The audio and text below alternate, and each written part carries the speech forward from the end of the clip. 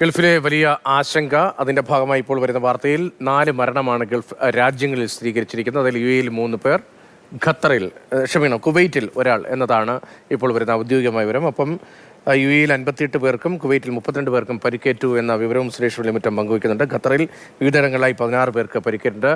സുരേഷ്, പരിക്കേറ്റവരിൽ ഇന്ത്യക്കാരും മലയാളികളും ഉൾപ്പെടെ ഉണ്ടോ, അതോ തദ്ദേശീയരാണോ, സൈനികരാണോ? അത്തരം വിവരങ്ങൾ ഈ ഔദ്യോഗിക വിവരങ്ങളുണ്ടോ? രതീഷ്, ഇപ്പോൾ ആഭ്യന്തര മന്ത്രാലയവും അത് UAE സംബന്ധിച്ചിടത്തോളം ആഭ്യന്തര മന്ത്രാലയം, കുവൈറ്റിനെ സംബന്ധിച്ചിടത്തോളം ആരോഗ്യ മന്ത്രാലയം, ഇങ്ങനെയുള്ള സർക്കാരിൻ്റെ ഔദ്യോഗിക മന്ത്രാലയങ്ങൾ തന്നെയാണ് ഈ വിവരങ്ങളൊക്കെ നമ്മളുമായിട്ട് പങ്കുവയ്ക്കുന്നത്. പക്ഷേ ഇതിൽ ഏതൊക്കെ രാജ്യക്കാർക്കാണ് പരിക്കേറ്റത് തുടങ്ങിയിട്ടുള്ള വിവരങ്ങൾ അങ്ങനെ പങ്കുവയ്ക്കുന്നില്ല. പരിക്കേറ്റവരിൽ കൂടുതൽ പേരും പ്രവാസികളാണ് എന്നുള്ള വിവരം നമുക്കറിയാം. മാത്രമല്ല, മരിച്ചിട്ടുള്ള 4 പേരും 2 രാജ്യങ്ങളിലായി മരിച്ചിട്ടുള്ള 4 പേരും പ്രവാസികൾ തന്നെയാണ്. നേപ്പാൾ സ്വദേശി അടക്കമുള്ള ആളുകൾ, പാകിസ്ഥാൻ സ്വദേശി അടക്കമുള്ള ആളുകളാണ് ജീവൻ നഷ്ടപ്പെട്ടവരുടെ കൂട്ടത്തിൽ ഉള്ളത്.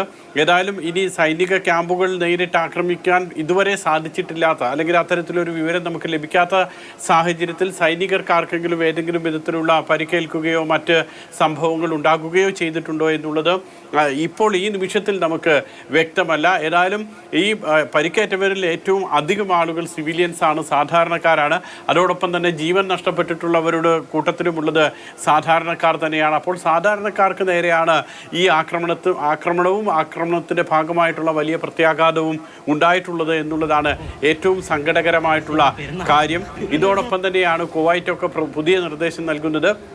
ഒരു കാരണവശാലും ആളുകൾ സർക്കാർ നൽകുന്ന നിർദ്ദേശങ്ങൾ ലംഘിച്ചുകൊണ്ട് പുറത്തു പോകാൻ പാടില്ല.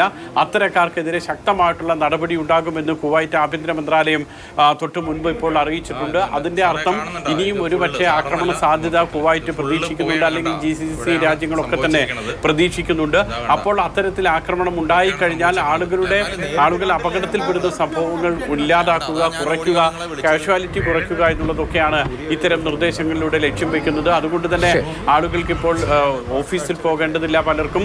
അതുപോലെ തന്നെ വിദ്യാലയങ്ങൾക്ക് അവധി നൽകിയിട്ടുണ്ട്. അപ്പോൾ അങ്ങനെയുള്ള സാഹചര്യം മാത്രമല്ല, പലയിടങ്ങളിൽ നിന്നും ഇത്തരത്തിൽ ഈ സ്ഫോടന ശബ്ദം കേൾക്കുന്നു, ആകാശത്ത് മിസൈലുകളോ ഡ്രോണുകളോ കാണുന്നു.